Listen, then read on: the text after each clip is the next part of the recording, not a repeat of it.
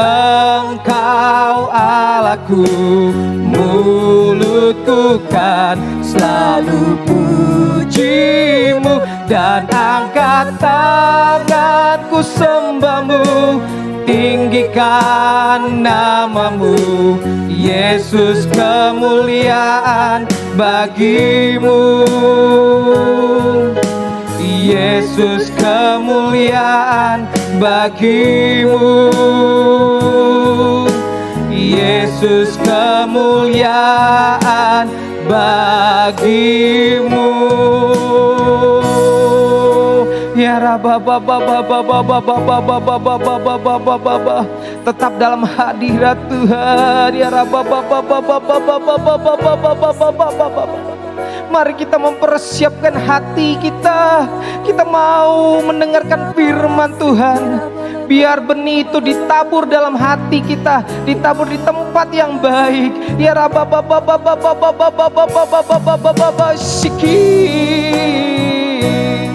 ya Rabba Shanda, Humaya da,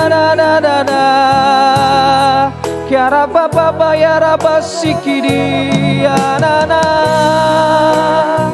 Haleluya. Kami mau ya Tuhan, kami siap ya Tuhan. Ya Rabba Baba Baba Baba Baba Baba Baba. Humaya da.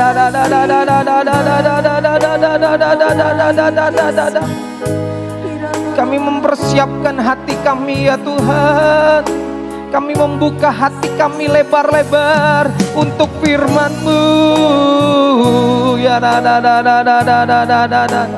Bekerjalah buat kami ya Tuhan. Ya Rabba bekerjalah Roh Kudus. Ya Rabba memurnikan setiap kami. Ya Rabba ya Rabba Sik, ya Rabba Syanda, ya Rabba, ya Rabba, ya Rabba, ya Rabba, ya Rabba. Sikarataka, ya Rabba, ya Rabba, ya Rabba. Ya Rabba Sik.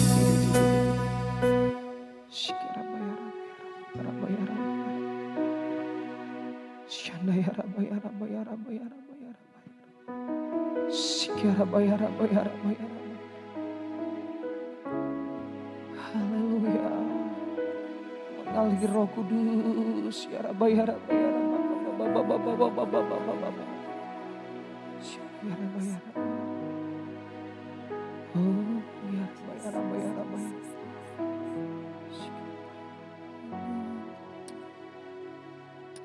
Serahkan kepada Pak Audi.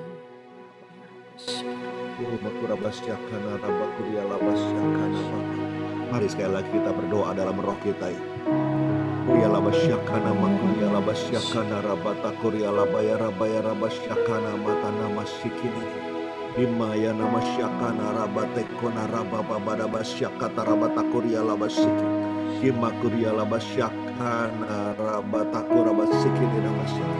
Mari urapi setiap kami ya Tuhan. Urapi setiap kami ya Tuhan. Urapi setiap kami ya Tuhan. Urapi dan Kau persiapkan setiap kami.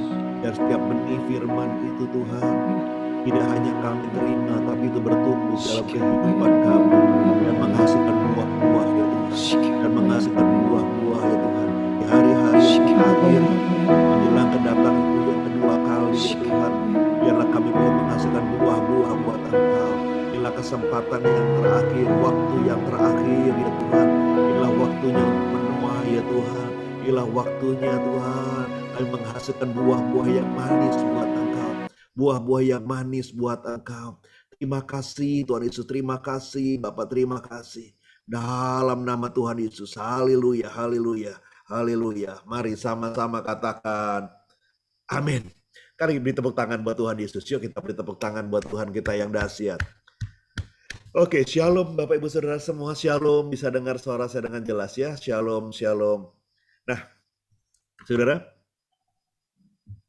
tidak terasa kita sudah ada di bulan yang ke-6, bulan terakhir daripada semester yang pertama tahun 2021 ini ya. Bulan depan sudah masuk semester yang kedua. Tahun lalu itu rasanya begitu pandemi itu dimulai, itu minggu demi minggu, bulan demi bulan rasanya lama, Saudara. Mau mikirin seminggu itu rasanya mau ngapain, nggak kegiatan apa-apa, rasanya lama, semuanya serba berubah ya. Tapi sekarang kita sudah mulai beradaptasi dan bahkan saya merasanya kok ini kalau malah sekarang kok seminggu demi seminggu demi seminggu, sebulan demi sebulan ini jalannya begitu cepat, saudara. Nah, saya percaya hari-hari ini biarlah kita terus berjaga-jaga ya, terus berjaga-jaga. Kita nggak tahu pasti kapan Tuhan datang untuk kedua kalinya. Tapi memang waktunya sudah amat sangat singkat. Tuhan Yesus akan datang segera untuk menjemput setiap kita.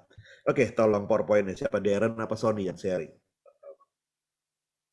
Nah, saudara, hari ini kita akan lihat mengenai apa yang perlu kita kerjakan hari-hari ini, hari-hari yang begitu dekat dengan kedatangan Tuhan ya.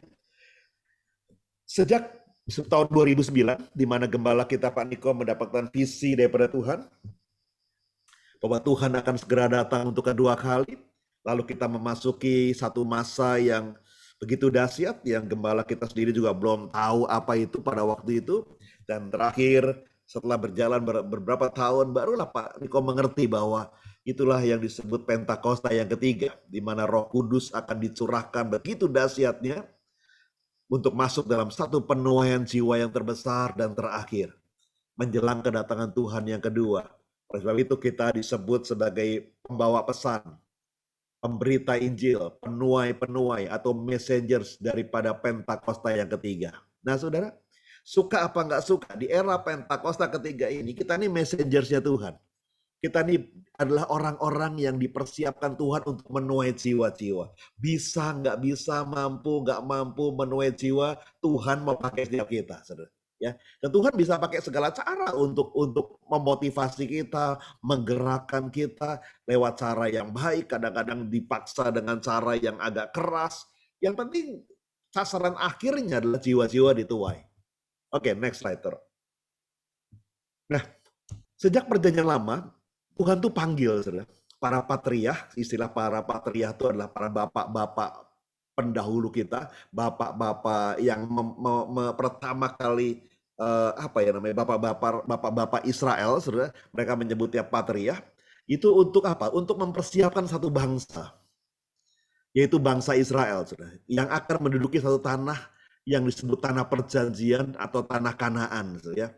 Jadi dalam perjanjian lama, saudara, para patriarh, para pendiri Israel, para orang-orang yang pertama kali membuka jalan untuk satu bangsa yang begitu besar, yang Tuhan pilih dari seluruh bangsa di dunia ini, Tuhan mau pakai bangsa ini.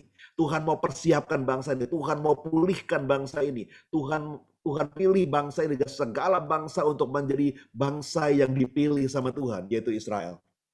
Itu berita perjanjian lama, ya. Panggilan Tuhan buat perjanjian lama. Buat perjanjian baru, Tuhan memanggil para murid, para rasul, dan juga saudara dan saya, bukan lagi untuk memulihkan satu bangsa yang namanya Israel. Walaupun kita terus berdoa buat Israel ya sampai hari ini. Terus kita berdoa buat Israel, karena ini adalah biji mata ya Tuhan.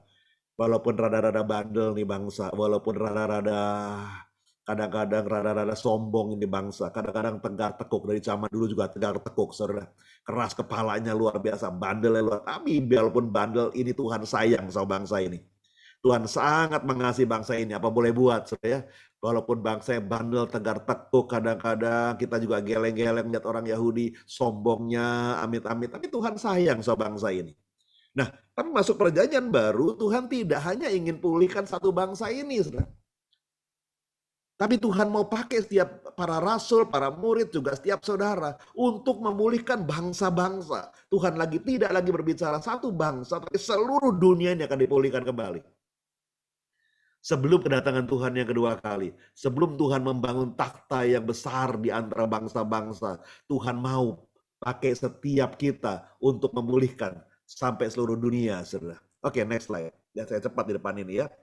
Jadi para patriarh di perjanjian lama dipakai sama Tuhan. Dari Abraham, Ishak, dan Yakub, itu 3 bapak pendiri daripada Israel. Ya. Tuhan panggil Abraham dari Kejadian pasal 12 ayat yang pertama sampai kedua, dikatakan pergi dari negerimu, dari sanak saudaramu, dari rumah bapakmu, ke negeri yang akan kutunjukkan kepadamu. Aku akan membuat engkau menjadi bangsa yang besar dan memberikan engkau serta membuat namamu masyhur, dan engkau akan menjadi berkat. Panggilan ini tidak hanya buat Abraham, saudara. Waktu Ishak lahir dan Ishak menjadi dewasa, Tuhan kembali panggil Ishak dengan cara yang sama. Aku persiapkan engkau untuk satu negeri yang besar.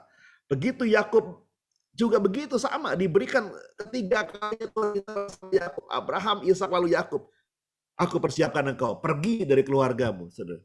Nah, saudara, lalu kemudian setelah bertahun-tahun dalam Keluaran pasal 3 ayat 10, Tuhan juga kembali bicara sama Musa.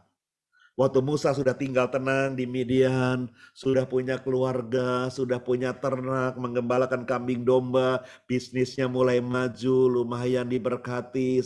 Tiba-tiba Tuhan panggil Musa dengan semak-semak yang terbakar. Aku mengutus engkau kepada Firaun untuk membawa umatku, orang Israel, keluar dari Mesir. Wow, saya kaget Musa, saudara. Waktu itu Musa diperkirakan usianya mendekati 80 tahun. Saudara.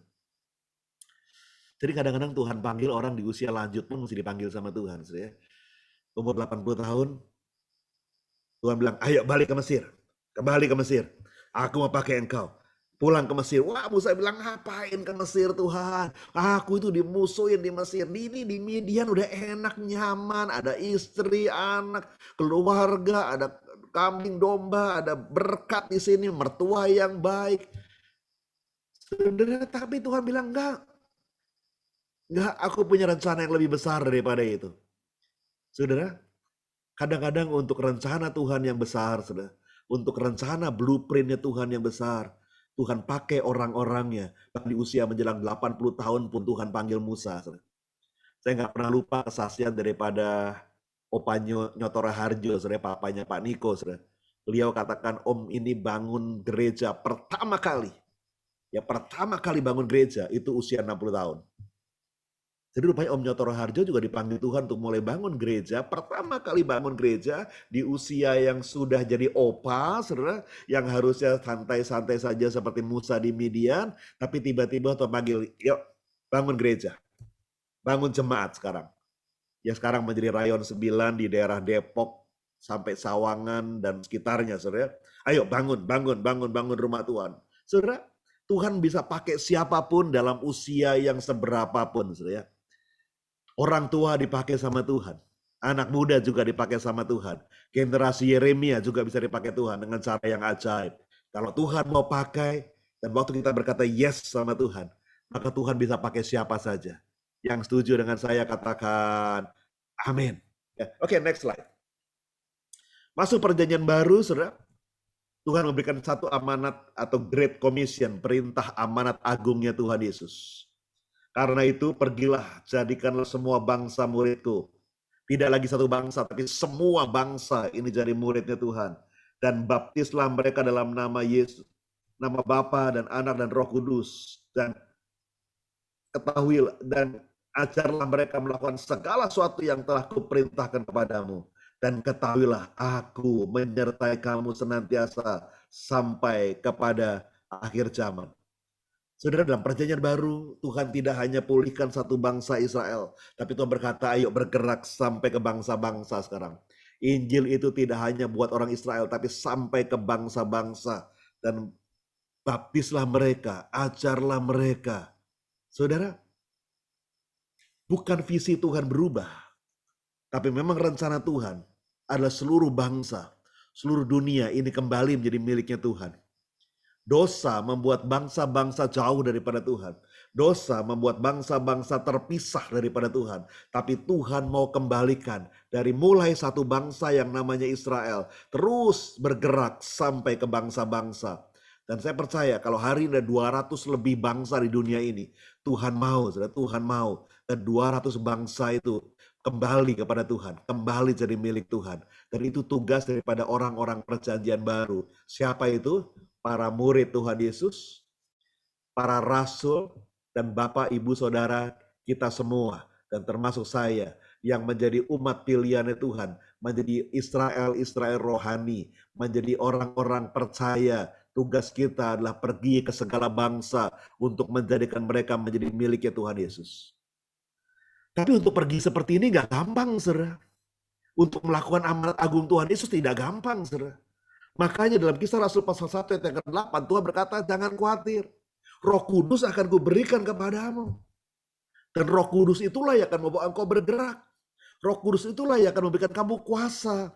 Roh Kudus itulah yang akan memberikan kamu otoritas. Roh Kudus itulah yang akan memberikan kamu kemampuan. Kemampuan apa? Untuk menuai bangsa-bangsa.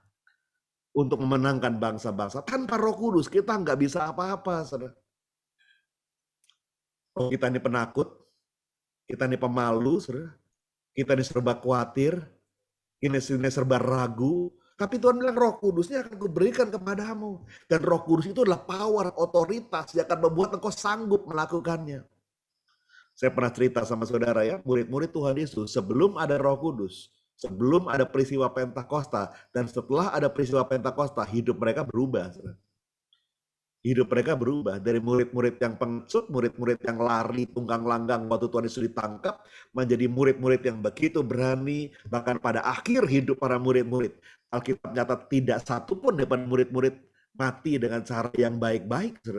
Mereka siap mengalami aniaya, siap mengalami siksaan, bahkan mereka siap ditangkap dan dianiaya. Tapi itu semua bukan karena kuat dan hebatnya mereka. Tapi Roh Kudus memampukan mereka. Bahkan salah seorang rasul yang namanya Stefanus, waktu dia dilemparin batu lalu dia melihat kemuliaan Tuhan. Stefanus mungkin berkata kalau zaman sekarang bilang, cepetan lempar batu lagi yang banyak. Alah, batunya kecil banget, yang gede dong. Gue pengen cepat-cepat selesai nih supaya aku bisa ketemu sama Tuhan Yesus, ketemu sama Tuhan yang sedang dia lihat dalam penglihatannya sementara dia sedang alami aniaya. Di tengah-tengah aniaya, Tuhan berikan kekuatan yang dahsyat buat Stefanus. Tuhan berikan kemampuan yang luar biasa buat Stefanus. Nah saudara, kita ada di hari-hari yang terakhir. Hari-hari terakhir. Saya sudah dengar 2 kali gembala kita Pak Niko. Mungkin nanti minggu depan waktu Pak Niko berkhotbah, di minggu ketiga, melalui YouTube, pasti Pak Niko akan ngomong hal yang menyinggung hal yang sama lagi. Bahwa Pak Niko berkata di 7 tahun di depan kita ini akan menjadi tahun penuaian yang terbesar. 7 tahun di depan kita menjadi tahun yang sangat menarik. 7 tahun di depan kita nih sejak hari-hari ini. Dari tahun ini sampai 7 tahun ke depan ini. Inilah hari-hari penuaian yang terbesar dan terakhir. Dan nanti kita akan lihat mungkin sudah berkata dalam hati, aduh bukan gua kali lah. Gua sih susah lah menuai, gua mah bukan gua lah. Itu yang lain-lain aja deh, yang pinter-pinter, yang berani-berani. Kalau gua mah aduh udah deh, gua dukung dari belakang aja. Saya percaya 7 tahun ke depan ini nggak ada yang menjadi penonton. Tidak hanya akan menjadi orang di belakang layar, tapi semua akan menuai jiwa-jiwa. Semua akan menuai jiwa-jiwa. Semua akan menuai jiwa-jiwa. Semua pasti akan menuai jiwa-jiwa. Semua akan menuai jiwa-jiwa. Yang mau katakan amin. Nah, sekarang kita masuk dalam masa menuai ya. Saya kadang-kadang kalau menulis istilah bahasa Inggris ini kadang-kadang suka takut diketawain Jonathan. Saudara. Gak apa-apa lah, pokoknya sudah tahu ya, ini waktunya mancing. Saudara, ya, waktunya mancing. Saya nggak hobi mancing, saudara. Saya nggak hobi mancing. Paling kalau mancing paling di empang. Itu pun dengan perjanjian dengan yang punya empang, saudara. Tolong ikannya jangan dikasih makan dulu 3 hari.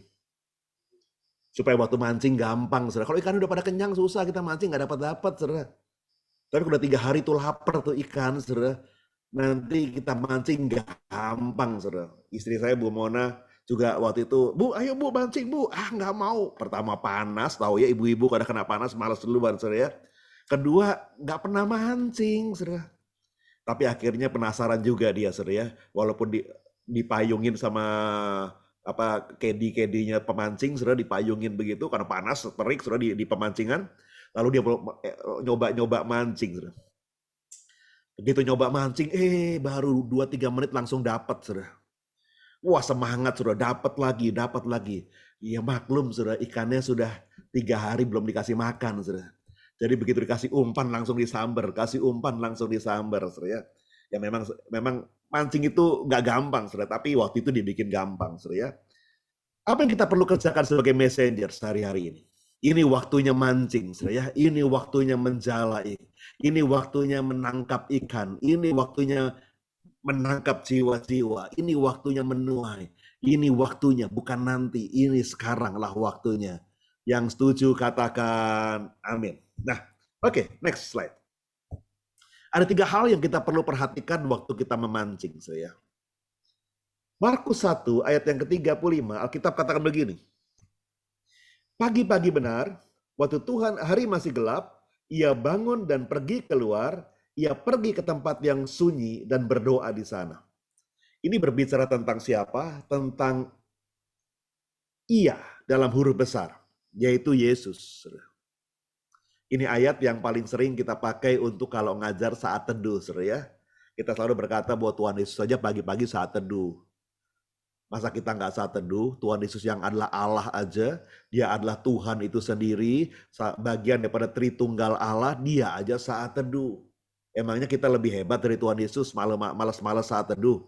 Emangnya kita lebih hebat dari Tuhan Yesus tidak butuh saat teduh? Tuhan Yesus saja saat teduh, saudara. Nah, kenapa dia saat teduh, saudara? Kenapa Tuhan Yesus saat teduh? Tuhan Yesus adalah satu pribadi yang begitu luar biasa, saudara. Dia tidak ingin melakukan apapun sebelum dia berdoa sama Bapaknya di surga. Kalau kita enggak ya, saudara ya. Kadang-kadang lakukan dulu, udah kepepet, baru komplain. Tuhan, kok kepepet Tuhan? Kok jadi masalah? Kok ketipu Tuhan? Kok gini jadinya? Kok enggak gol Tuhan? Tuhan bilang, nah lu jalan-jalan sendiri. Ajak gua juga enggak, ngomong dulu juga enggak, menyelonong aja jalan sendiri. Udah kepepet, udah mentok, baru cari Tuhan. Banyak orang Kristen tidak mau tanya Tuhan dalam planning hidup mereka. Tapi Tuhan Yesus, Alkitab katakan ini, pagi-pagi benar, hari masih gelap. Sebelum dia kerjakan apapun juga, belum dia beraktivitas apapun juga, dia datang pada Bapa di surga. Dia berdoa sama Bapa di surga, tanya, Bapa, hari ini apa rencanamu buat aku? Makanya saudara, selama Tuhan Yesus melayani, dia tidak pernah gagal. Betul ya saudara ya? Pernah ada kejadian Tuhan Yesus menyembuhkan orang, doain orang, orangnya nggak sembuh? Murid-murid iya saudara. Orang-orang komplain, guru, itu murid-muridmu doain yang sakit gak sembuh tuh. Murid setan-setannya gak kabur tuh. Tadi semuanya sambil ngelirik murid-murid sambil senyum. Aduh, memalu-maluin aja begitu. Tuhan itu tidak seperti itu, saudara. Dia tidak pernah kerjakan sesuatu hal pun tanpa tanya sama Bapaknya di surga. Walaupun dia sendiri Tuhan. Tapi waktu dia jadi manusia, dia tahu, dia mesti tanya, Bapak, apa yang harus aku kerjakan hari ini? Kemana aku harus melayani? Di mana aku harus lakukan kehendak-Mu ya Bapak? Di mana ada ikan yang mesti dituai? Di mana ada jiwa yang mesti diselamatkan? Di mana aku harus buat mujizat? Dia tanya sama Bapaknya di surga. Dan saya percaya, waktu kita tanya sama Bapak di surga, apa yang mau kita kerjakan hari itu, Bapak akan berikan rencananya buat kita. Bapak akan berikan planningnya buat kita. Bapak akan berikan sasaran target kita hari itu. Dan ayat selanjutnya kalau sudah baca, ayat selanjutnya dikatakan waktu Tuhan selesai berdoa, murid-muridnya datang. Guru, di sini toh guru. Dicariin dari tadi. Tuh di rumah banyak orang. Sudah nunggu, minta disembuhkan, minta didoakan. Saudara, Tuhan Yesus tinggal di daerah yang kota yang namanya Kapernaum. Saudara. Makanya kalau saudara ke Kapernaum hari ini, ya hari ini nggak bisa lah ya, hari ini Israel masih belum terbuka saudara ya. Tapi nanti kalau suatu ketika kita punya waktu, kesempatan lagi, saya mesti terus doa, Tuhan, kapan bisa ke Israel lagi ya Tuhan? Kapan bisa ke Israel lagi ya Tuhan? Apakah masih ada kesempatan untuk ke Israel sekali lagi? Ini sebelum Tuhan datang untuk kedua kalinya. Kalau melihat situasi pandemi yang nggak jelas begini, saudara ya. Ada yang bilang pandemi ini tidak akan berakhir. Walaupun nanti kita lama-lama bukannya pandeminya berakhir, tapi kita yang sudah makin kuat, makin imun, dan kita mulai terbiasa hidup dengan COVID, begitu saudara ya. Hidup dengan situasi pandemi semacam ini. Tapi tetap ada rindu, saudara, Tuhan, kapan bisa ke Israel lagi ya Tuhan? Kapan bisa nginjak tanah perjanjian lagi? Biarlah itu jadi doa kita, saudara ya. Nah, kalau kita ke Kapernaum, maka Kapernaum itu ada tulisan di sana di kota Kapernaum, the city of Jesus. Jadi Kapernaum itu adalah kotanya Tuhan Yesus, tempat tinggalnya Tuhan Yesus, markas besarnya Tuhan Yesus. Guru, banyak yang minta didoakan di rumah, banyak yang nunggu di rumah. Maksudnya di Kapernaum banyak yang nungguin. Guru di sini, ayo guru cepat pulang. Ini banyak kerjaan hari ini, banyak pasien yang minta didoakan. Tapi pada ayat yang ke-38 Tuhan Yesus berkata apa? Marilah kita pergi ke tempat lain, ke kota-kota yang berdekatan, supaya di sana juga aku memberitakan Injil, karena untuk itu aku telah datang. Saudara. Aneh ya saudara ya. Jawaban Tuhan Yesus kadang-kadang gak masuk akal saudara. Di rumah banyak yang nunggu, pasien banyak yang nunggu. Tapi Tuhan Yesus berkata begini, yuk ke tempat lain yuk. Loh, murid bilang, nah di rumah yang nungguin gimana? Udah pada pegang nomor lagi.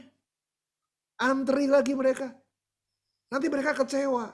Tapi Tuhan bilang, enggak, yuk kita pergi ke tempat lain. Kita pergi ke tempat lain supaya di sana aku memberitakan Injil dan juga lakukan mujizat di sana. Saudara, Tuhan Yesus sekali lagi saya bilang tidak pernah kerjakan sesuatu tanpa izin Bapaknya. Dia selalu doa sama Bapaknya. Dan waktu dia di pagi itu doa sama Bapaknya. Bapaknya tunjukkan tempat-tempat di mana dia harus pergi untuk memberitakan Injil. Bukan di Kapernaum, tapi di tempat-tempat yang lain. Dia tidak sungkan untuk meninggalkan pasien-pasien yang nunggu. Dia tidak sungkan untuk mengecewakan mungkin orang-orang yang sudah menanti dia dari pagi di Kapernaum. Karena dia tahu tugasku hari ini bukan di Kapernaum, tapi di tempat di mana Bapak suruh aku pergi. Dan itu didapat waktu Tuhan Yesus berdoa. Saudara, kalau engkau mau memberitakan Injil, kalau engkau mau menjadi saksinya Tuhan, doa sama Tuhan. Doa sama Tuhan. Apa yang perlu kau doakan? Yang pertama, doa minta hati buat jiwa-jiwa.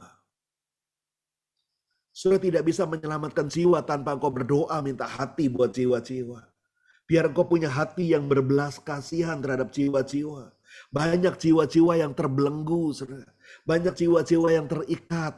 Banyak jiwa-jiwa yang sulit untuk mengenal Tuhan. Banyak jiwa-jiwa yang sulit untuk datang beribadah, datang pada Tuhan. Banyak penghalang-halang. Mereka terbelenggu, mereka terikat dan susah sekali untuk beribadah.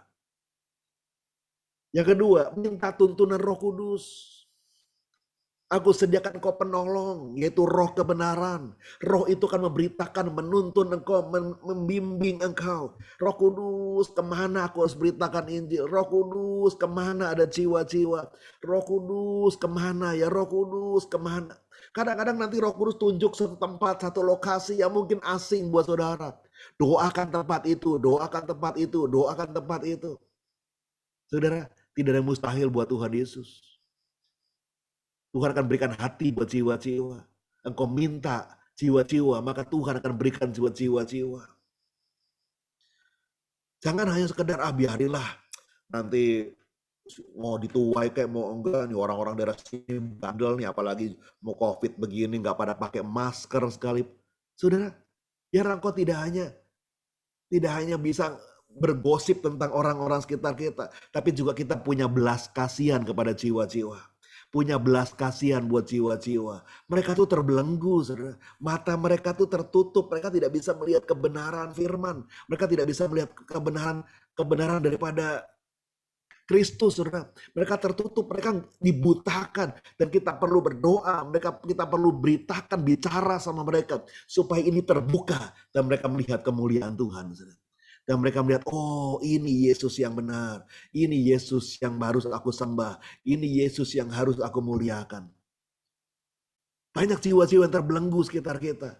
Dan tugas kita untuk menyampaikan kabar baik buat mereka. Bahwa ada Yesus yang sudah mati di kayu salib. Dan menebus setiap dosa-dosamu. Saudara, berita Injil harus disampaikan kepada mereka. Karena jiwa-jiwa ini butuh Tuhan Yesus. Yang mengerti dan setuju sama-sama katakan amin. Minta, Tuhan siapa ya, Tuhan siapa ya. Kita bisa ketemu jiwa-jiwa dimanapun juga. Nanti poinnya kedua kita akan lihat ketemu di mana ya saudara. Tapi minta dulu sama Tuhan, minta sama Tuhan, minta sama Tuhan, minta. Kemarin saya kasih closing statement di ibadah ulang tahunnya Dewasa Muda, saudara. Saya bicara sama teman-teman dewasa muda, anak-anak dewasa muda.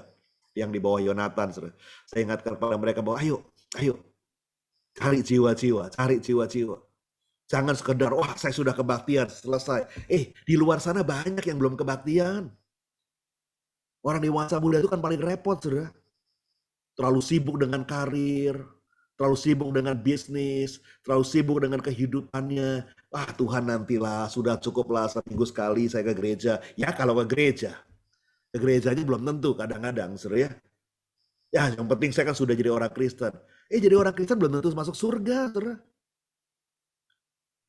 Emangnya kalau jadi orang Kristen pasti masuk surga? Belum tentu, saudara. Belum tentu. Yang masuk surga adalah orang Kristen yang sungguh-sungguh percaya dan mengikuti Tuhan Yesus. Bukan sekedar orang Kristen. Tapi banyak orang Kristen yang berkata, saya udah Kristen, saya sudah dibaptis. Masa ya gak masuk surga sih? Kalau suatu ketika turis datang dan dia berkata, maaf, aku tidak kenal kamu. Lalu gimana? Mau protes? Tuhan, aku udah baptis loh Tuhan. Mau protes, saudara. Nah saudara, di luar sana banyak, ayo tidak hanya diam. Wah yang penting, ayo ini kok dewasa muda kok nggak nambah-nambah ya jemaat ya, kok nggak nambah-nambah ya. Cari jiwanya. Oke, yuk masuk poin kedua ya. Kedua, ayo kita pergi. Sekarang mancing yuk, kita menjala ya. Sekali lagi saya bilang saya tuh nggak hobi mancing, ya. Kalau mancing cuma 2 tempat, pernah mancing di Empang, kedua di supermarket. Itu kalau mancing di supermarket. Supermarket enak saudara kalau mancing, bisa milih ikannya. Bisa milih. Mau yang besar, mau yang kecil, bisa milih saudara ya. Mau 1 ekor, 2 ekor, bisa milih. Kalau enggak ya ke pasar, saudara, ke pasar. Cari ikan, lengkap saudara, ada udang, ada ikan, segala macam ada saudara ya. Tapi yang mancingnya namanya mancing beneran itu saudara. Itu Pak Tovan tuh, Pak Freddy, Pak Tovan, banyak teman-teman yang di HOG juga suka mancing saudara.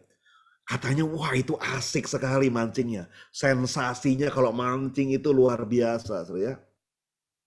Dalam Matius pasal 4 ayat 18-19, dan ketika Yesus sedang berjalan menyusuri danau Galilea, dia melihat 2 orang bersaudara, yaitu Simon yang disebut Petrus dan Andreas, saudaranya. Mereka sedang menabar jala ke danau, sebab mereka menjala ikan. Yesus berkata kepada mereka, mari, ikutlah aku, dan kamu akan kujadikan penjala manusia. Saudara, orang yang suka mancing, saudara, itu bilang kalau mancing di Empang itu nggak seru.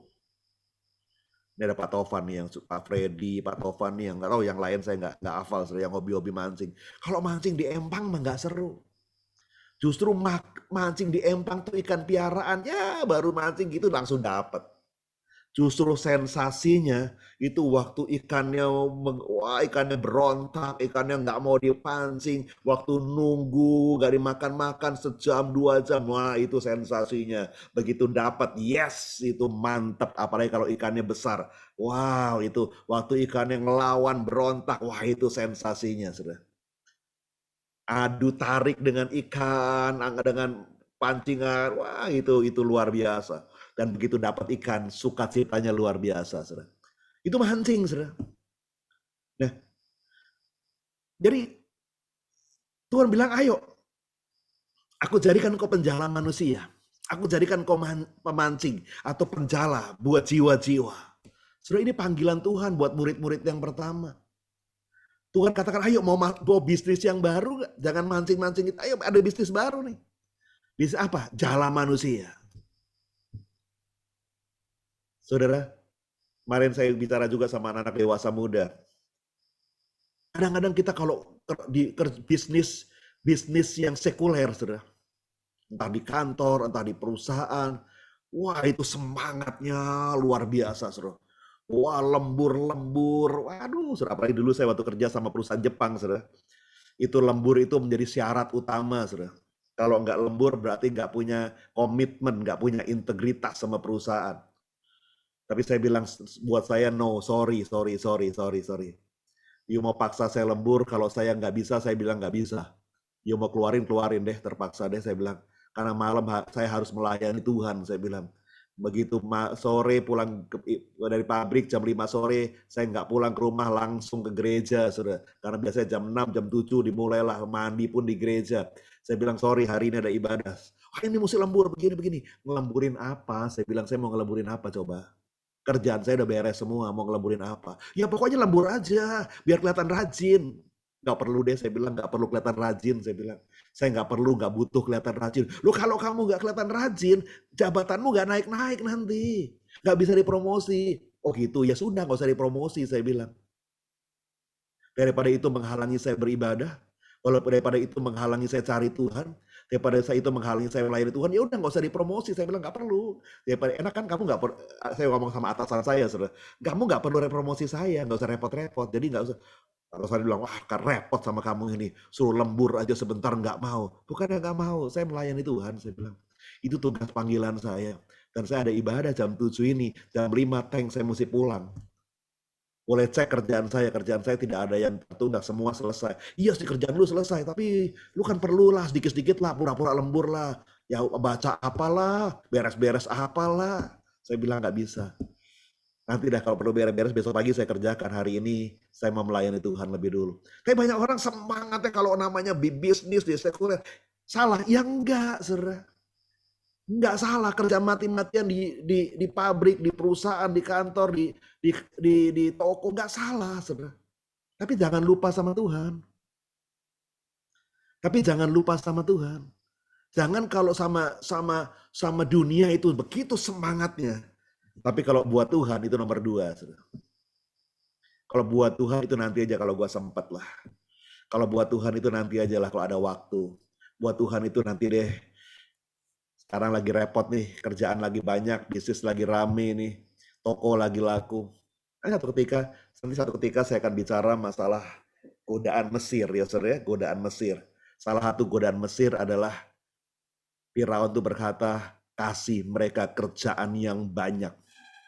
Supaya mereka lupa dengan Tuhannya. Supaya mereka tidak lagi ingat-ingat dengan Tuhannya. Kasih bisnis yang banyak. Kasih order yang banyak. Kasih kerjaan yang berlimpah-limpah. Supaya apa? Supaya mereka lembur kalau perlu 24 jam.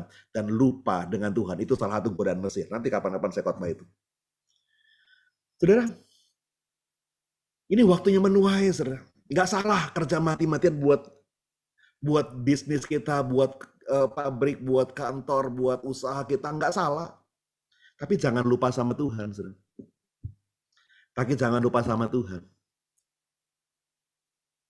Ya, jangan lupa sama Tuhan. Karena berkat kita dan hidup kita itu sudah dibeli lunas oleh Tuhan Yesus. Kita ini milik Tuhan Yesus. Kita ini bukan milik dunia. Kita di dunia ini cuma sementara, saudara. Kita ini milik Tuhan Yesus. Kita ini sudah menjadi milik warga kerajaan surga. Saudara. Saudara, apa yang perlu kita lakukan untuk menjala manusia? Yang pertama dikatakan pergi ke tempat di mana ikan itu berada. Di mana sih ikan itu berada? Di mall banyak ikan. Di pabrik tempat kita bekerja banyak ikan di sana. Di kantor tempat kita bekerja banyak ikan. Di kampus tempat Yonatan, tempat Daniel kerja itu banyak ikan di sana tuh. Ikannya kalau lagi kumpul itu, kalau nggak pandemi banyak bener itu sudah, apalagi pas jam makan siang. Waduh, ikan semua itu saudara ya. Di mana-mana saudara di sekitar kita banyak ikan saudara yang bisa dituai saudara. Kita nggak perlu pergi jauh-jauh. Wah, aku mau menjala manusia, aku mau pergi ke Pulau Bangka. Kejauhan. Yang sekitar Gading, sekitar Banten juga ada banyak kok ikannya saudara.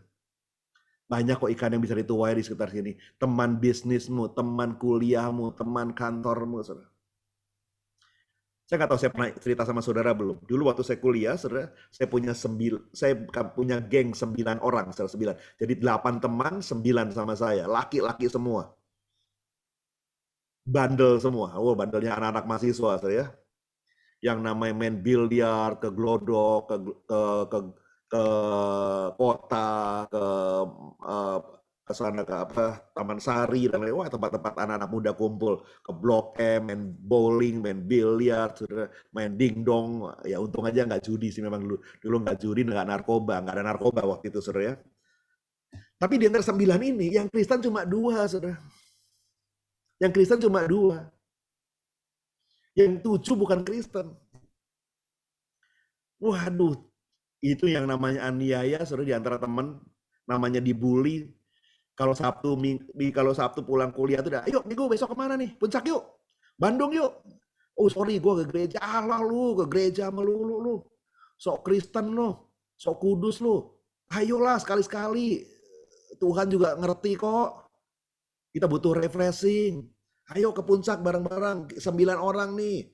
Aduh sorry deh, gue ke gereja dulu besok. Lu ke gereja tiap minggu, lu ke gereja tiap minggu, gak bosen lu ke gereja tiap minggu. Dihiwal tuh, dibully, sudah dibully. Malah kita kadang, ayo lu juga ke gereja dong bareng kita. Gak mau, gue enakan ke puncak. Enakan nginep di puncak, capek kuliah terus. Sekali-sekali kita liburan. Ya nggak salah liburan, saudara. Dan memang mereka bukan Kristen juga, saudara. Tapi kita yang Kristen dibully berdua ini, kita bilang ya udahlah, aku nggak apa-apa lah, biarinlah kita ikut. Nggak pernah ikut, sudah 7 orang berangkat, kita nggak selalu ditinggal terus. Itu waktu kami kuliah, saudara. Tapi sekarang, setelah kami selesai, kami lulus, kami sudah terpencar-pencar, nggak tahu kemana. Saya mulai dengar kabar 1, kabar 2, kabar 3, kabar 4, semua jadi orang Kristen, saudara. Semua jadi orang Kristen, saudara. 9 itu semua bertobat. Pada ada yang Buddha, ada yang Muslim, ada yang ateis, ada yang Hindu, ada yang nggak ke gereja. 9 sekarang semua bertobat. Bahkan beberapa melayani Tuhan, saudara. Ketemu, lu di sini? Iya. Salah satunya ada di Gading Serpong, saudara. Jadi guru sekolah minggunya CK7, saudara. Gue guru sekolah minggu nih. Wah, guru sekolah minggu. Waduh, dahsyat, saudara. Bahkan salah satunya yang paling akhir bertobat, saudara. Dia bertobat kena kanker ini dulu, kanker kanker darah dulu, saudara. Gara-gara dia nggak tahu nganterin adiknya transfusi apa gimana, saya lupa ceritanya, tapi dia akhirnya kena kanker darah. Begitu kena kanker darah, jerit, akhirnya salah satu temannya kita mengajak mereka, yuk ke gereja yuk, didoain yuk pendeta gua, didoain sembuh, saudara. Didoain sembuh. Sejak itu dia militan luar biasa. Oh militan, saya pernah ketemu sekali sama dia. Satu ketika di toko, dia berkata, saya tanya sama dia, gimana? Gue denger lu Kristen ya. Lu baru denger ya, baru denger, telat lu dengernya lu. Gue ada 2 tahun lu Kristen lu. Sekarang mah gue Kristen. Pokoknya Tuhan Yesus yang gue cinta cuma Tuhan Yesus. Terus kalau minggu ke puncak dong mesti. Gak ada puncak-puncakan. Minggu gereja. Dulu gue ke gereja lu ledekin terus. Lu bully gue gereja. Iya dulu, sekarang tidak ada puncak ya. Tidak ada bro, gereja. Tuhan Yesus bro. Patung-patung gue yang dulu nggak bisa sembuhkan gue. Gue kanker tuh patung cuma senyum aja, gue nggak disembuh-sembuhin sama dia. Gue doa sama patung sampai sujud-sujud, gue senyumin doang sama tuh patung. Sekarang gue ketemu Tuhan Yesus sembuhkan gue. Sekarang gue cuma Tuhan Yesus, gue udah nggak mau yang lain-lain dah, Tuhan Yesus aja deh. Saudara, dirubah sambil hilang Tuhan. 9-9-nya terima Tuhan Yesus, 9-9-nya melayani Tuhan. Saudara, pergi ke tempat ikan ada, saudara. Di mana ikan? Di sekitar kita banyak ikan, saudara. Di gereja pun banyak ikan. Loh Pak, di gereja kan orang Kristen Pak. Saya kan udah bilang, emangnya orang Kristen pasti masuk surga? Di gereja pun banyak ikan, saudara, yang perlu dijala, saudara. Banyak di antara orang Kristen pun cuma sekedar Kristen dan mereka perlu dijadikan orang Kristen yang sungguh-sungguh. Contoh di masa pandemi inilah. Apa semua orang Kristen mau kebaktian lewat online? Nanti aja deh, kalau pandeminya udah selesai baru gua kebaktian. Nah kalau pandeminya nggak selesai, terus gimana? Bubar dong jadi Kristennya. Di gereja pun banyak ikan yang mesti dijala. Di gereja pun banyak ikan yang mesti diingatkan untuk kembali pada Tuhan Yesus. Jangan nunggu ICU dulu baru ke gereja, saudara. Jangan nunggu ICU dulu baru ikut Zoom. Begitu udah sembuh nggak mau ibadah lagi. Jangan nunggu bangkrut dulu baru ikut ibadah, saudara. Ayo, sementara kita sehat, sementara kita kuat, beribadah sama Tuhan. Yang setuju katakan, amin. Bijaksana melihat karakter ikannya. Tiap ikan punya cara yang berbeda. Nggak bisa main tabrak aja. Wah, ayo bertobat. Ya belum tentu. Kadang-kadang kita perlu ngobrol dulu sama ikannya. Kadang-kadang perlu kasih makan dulu sama ikannya. Ya, kita ngobrol-ngobrol. Lama-lama dia mulai cerita. Lalu kita mulai doakan. Dan akhirnya datang pada Tuhan Yesus. Saudara, mancing itu usaha yang serius, bukan usaha main-main, saudara. Orang kalau lihat orang mancing tuh, waduh bisa berjam-jam. Saya kadang-kadang geleng-geleng, aduh kok betah lu ya. Dari pagi sampai sore mancing, usaha yang serius, saudara. Mending kalau pulangnya dapat ikan segerobak, cuma 2 kadang-kadang, saudara. Dari pagi sampai sore, serius banget itu mancing, saudara. Mancing itu bukan perkara yang sederhana, saudara. Mancing itu perlu ketekunan, saudara. Perlu tekun untuk berjalan jiwa-jiwa, perlu tekun, perlu tekun, perlu tekun, perlu tekun. Saya pernah ketemu satu jemaat di Kul, saya ngobrol sama ibu ini berkata begini, saya itu dulu bukan orang Kristen. Bapak tahu nggak kenapa saya jadi orang Kristen dan kebaktian sekarang? Gara-gara ibu itu tuh Pak, yang di pojok sana tuh Pak. Anggota Kul 1 Kul ini Pak, ibu itu Pak. Dulu tiap kali dia lewat rumah saya ngantar anaknya sekolah Pak. Dia selalu mampir, "Shalom Bu. Shalom Bu. Ngobrol yuk. Shalom Bu. Kita kapan sempat ngobrol-ngobrol?" Terus ngajakin saya. "Shalom Bu." Kalau minggu dia lewat mau ke gereja, dia lewat rumah saya. "Shalom Bu, ikut ke gereja yuk. Shalom Bu, ikut ke gereja yuk." Saya waktu digituin Pak, sebel Pak. Sebel, dia bilang, "Ini ibu tiap hari lewat ngajak ke gereja. Lu udah tahu gue bukan orang Kristen. Lu ajakin gue ke gereja." Tapi satu ketika Pak, saya sakit Pak. Dan waktu ibu itu bilang, "Shalom Bu." Saya datang sama ibu itu bilang, "Bu doain saya ya Bu. Ini sakit begini-begini." Dan ibu itu doakan saya. Setelah itu saya sembuh dan saya ke gereja. Kalau saya hari ini ke gereja, gara-gara ibu itu tuh ngotot, tiap lewat rumah saya. "Shalom Bu, shalom Bu, shalom Bu." Dari sebel sampai jatuh cinta saya sama Tuhan Yesus.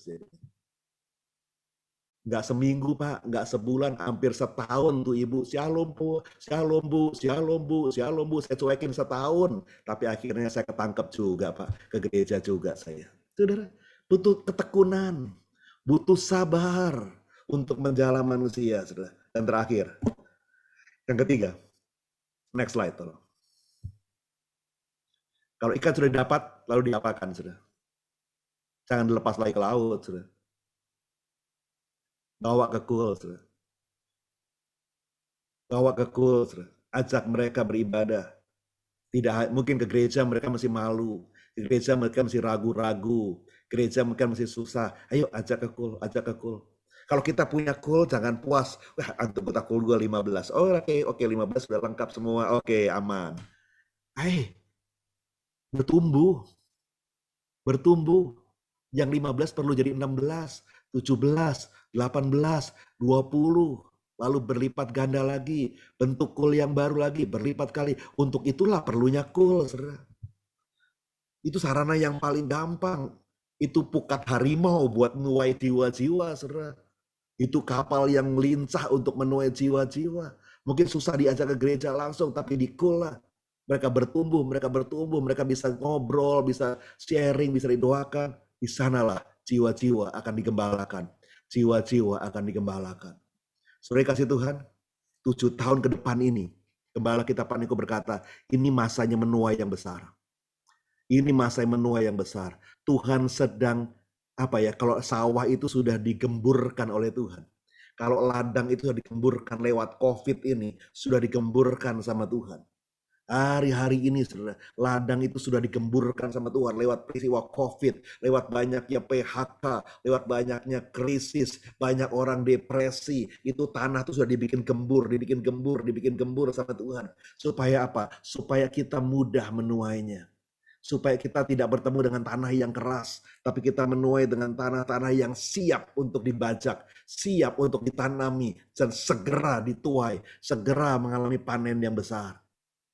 Saya percaya Tuhan tidak mau pakai 1-2 orang untuk menuai jiwa-jiwa. Tuhan mau pakai setiap kita untuk menuai jiwa-jiwa. Tuhan mau pakai setiap saudara untuk menuai jiwa-jiwa. Setiap saudara dipakai Tuhan, dipakai Tuhan, dipakai Tuhan, dipakai Tuhan, dipakai Tuhan. Saudara boleh berkata, "Saya bisa, saya nggak bisa." Tuhan nggak peduli. Roh Kudus akan disurahkan kepada saudara. Dan persiapkan diri saudara untuk menjadi penjala manusia. Menjadi penuai jiwa-jiwa. Karena ini adalah waktunya menuai. Yuk kita berdoa, ayo. Ori basya makuria labasya kana makuria labasya kata narabasikini rabab.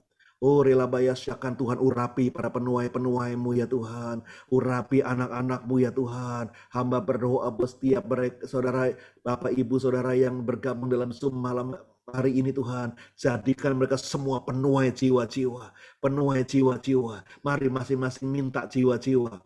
Minta jiwa-jiwa sama Tuhan. Minta jiwa-jiwa. Sebutkan 1-2 nama yang kau minta malam hari ini. Yang kau minta, yang tiba-tiba muncul di kepalamu, muncul di hatimu. Nama teman kantormu.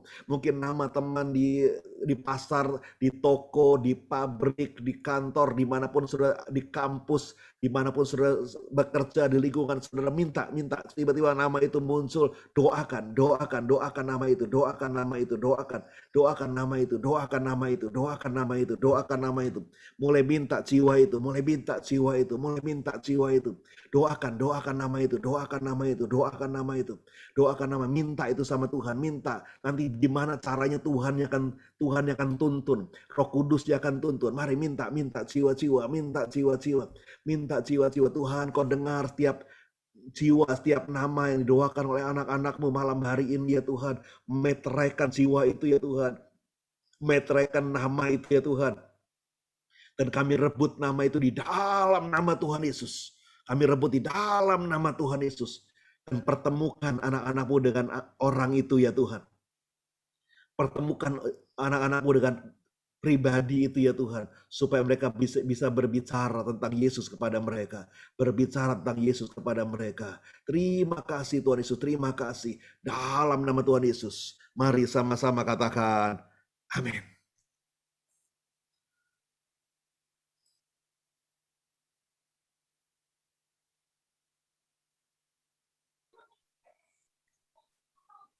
Shalom Bapak dan Ibu. Shalom Bapak Ibu sekalian. Tiba saatnya kita memberikan persembahan. Mari kita memberi persembahan dengan sukacita. Bapak dan Ibu sekalian bisa memberi persembahan melalui scan barcode QRIS pada layar atau transfer via BCA dan metode transfer lainnya. Sebelum memberi persembahan, mari kita berdoa. Tuhan Yesus, terima kasih untuk berkat-Mu hari ini ya Tuhan. Kita bisa beribadah bersama malam ini. Tiba saatnya Tuhan, malam ini kita mau memberi persembahan dengan penuh sukacita. Biarlah persembahan yang kami beri Tuhan bisa untuk memperluas kerajaan-Mu. Dalam nama Tuhan Yesus kami akan memberi. Terima kasih Tuhan. Haleluya. Amin.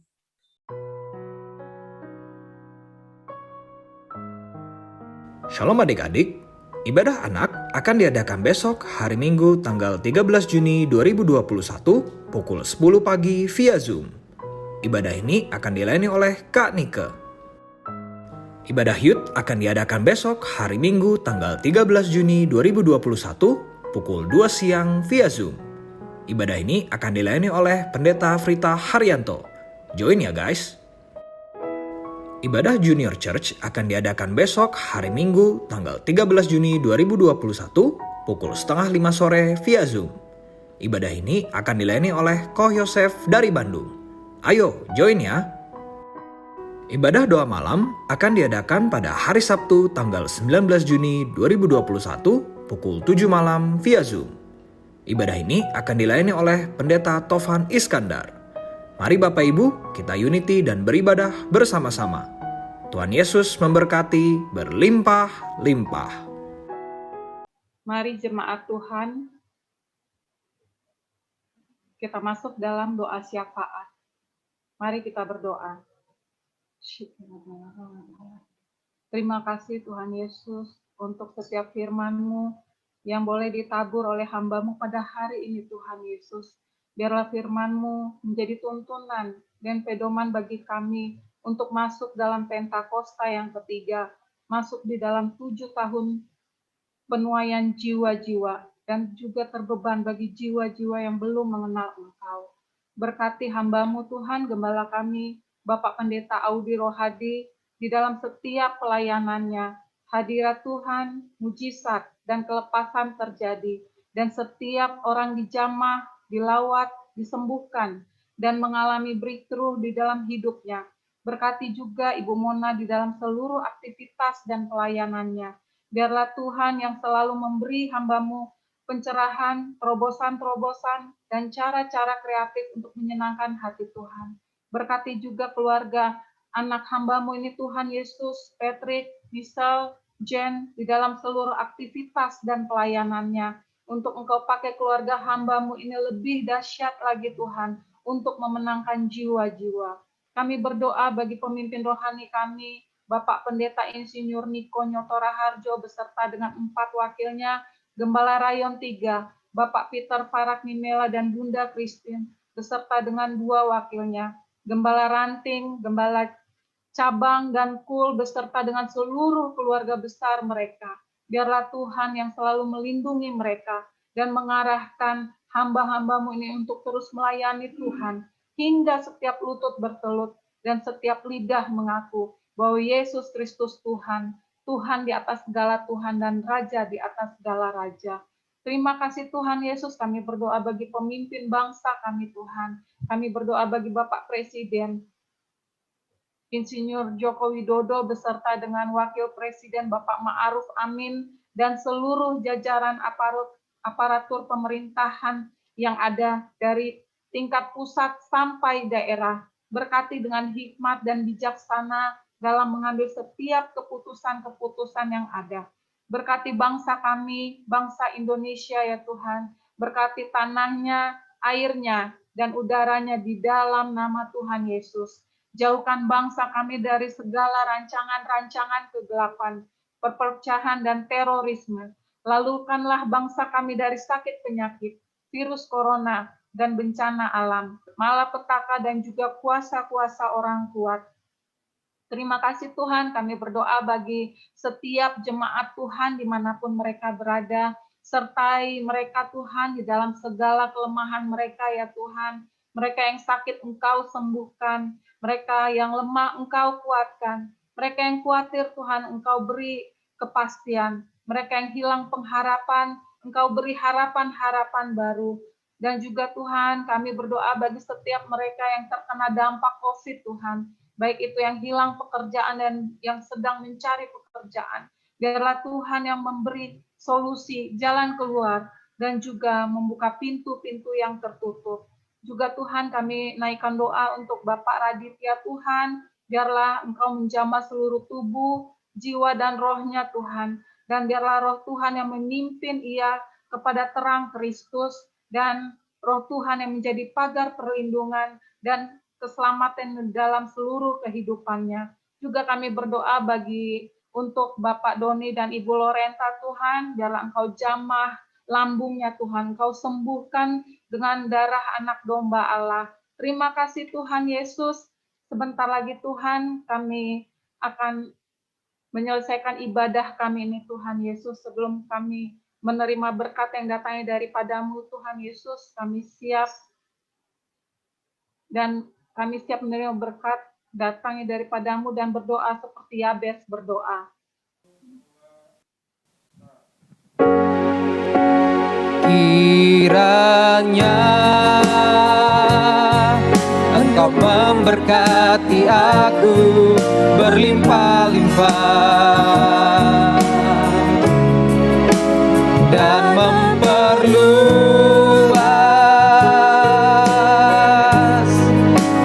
daerahku,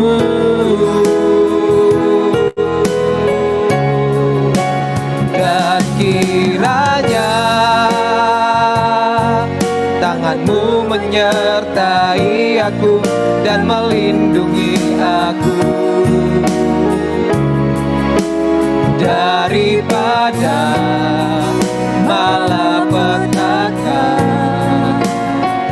sehingga kesakitan tidak menimpa aku, sehingga kesakitan tidak menimpa aku, sehingga kesakitan tidak menimpa aku.